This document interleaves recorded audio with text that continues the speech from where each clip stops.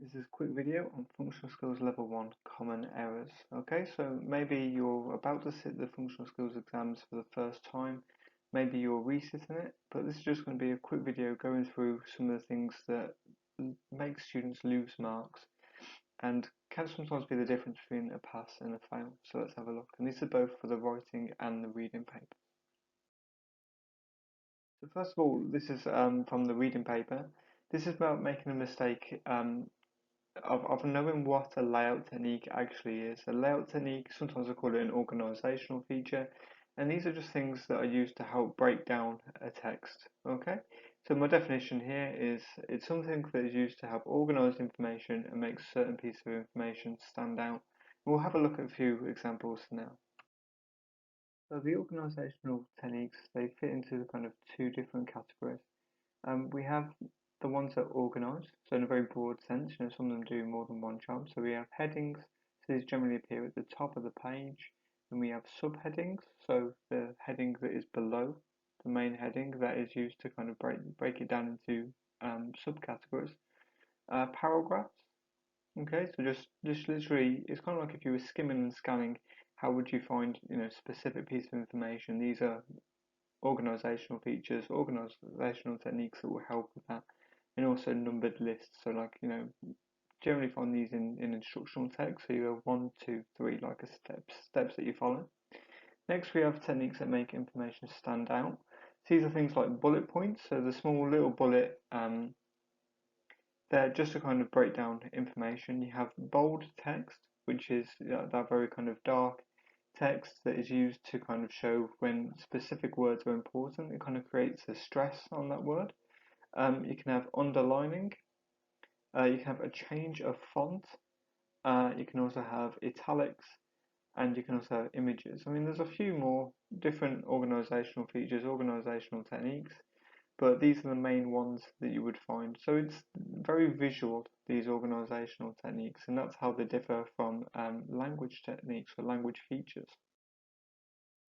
And this is what a language feature is, and some students do get confusion in language feature, layout feature. So language feature, these are things that generally have an effect on people, okay, and they tend to be quite persuasive. So things like questions, so this can be a rhetorical question, which is a question that doesn't need an answer. Um, might ask the audience a certain question, like how would you feel if your child went to school, in dangerous circumstances? You could have commands, so like do this now and stop. First person, we also sometimes call this direct address, especially in GCSE. And you can see it there in the example, you are my sunshine. So that is when we are talking directly to the audience. Okay, so that's direct address, but first person tends to be talking about I. So I want to do things, we need to do this together, and it can make people feel quite involved.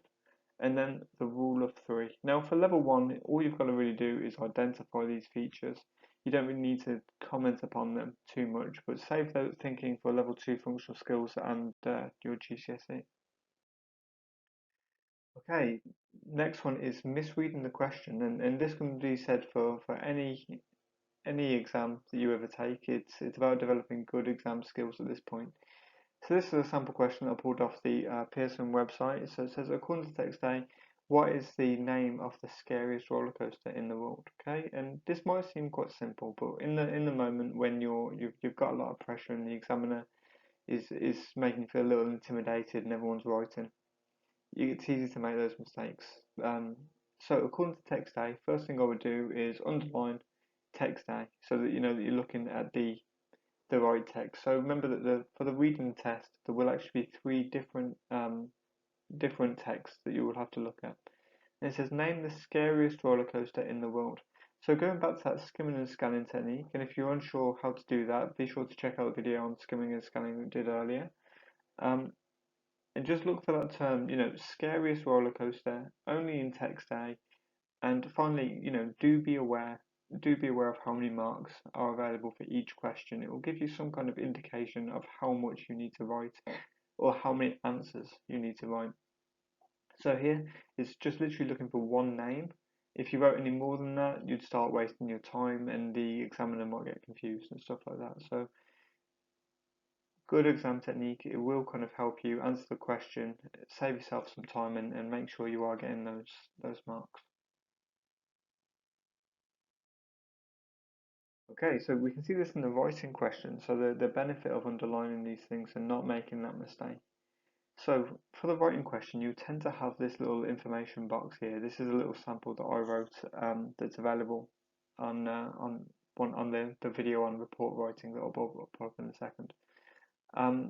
But yeah, first of all, I'm going to circle report because this is telling me the format in which I need to write it, because the writing exam is all about your ability to adapt your writing to suit the needs of the audience. Okay, next we've got these three brilliant bullet points. Okay, these can be used as your structure. These are things, we call this indicative content. These are things that you have to have in your answer. So why not use it to form the structure of your actual plan and your actual answer, so you've got that nice clear structure. And then finally, you need to be aware of actually who you're writing to. Okay, now they won't actually tell you if it's formal or informal, formal or informal. So formal will be professional, informal will be more relaxed. But if you have a look at who you've been asked to write it to, Poppy Ingram in this case, who is the centre manager. So hopefully, you should be aware that this person is a manager. They're not a close friend. You should be able to tell that, by the way the question is set out. So you've got to talk in a respectful, formal manner to this person and have it all structured towards this person here, Poppy. Okay, so just to kind of recap, so best practice for both exams. In short, that this comes down to is just taking your time with each question, just to kind of make sure you haven't misread anything, you're looking at the right text and things like that. Just take a slightly, few seconds longer, and it will pay off in the long run. Underlining those key words, um, it'll just make it a little bit easier to really kind of question, am I doing the right thing? Look at the number of marks available. So, should you do more? Should you do less than you have done? Generally, they'll give you the spaces for that, especially in the reading exam. Finally, ask yourself what you think the examiner is looking for. If needed, reread the question to check this. Okay, and then just try and kind of rethink to any of the lessons that you've had on this thing and try and bring that awareness to it.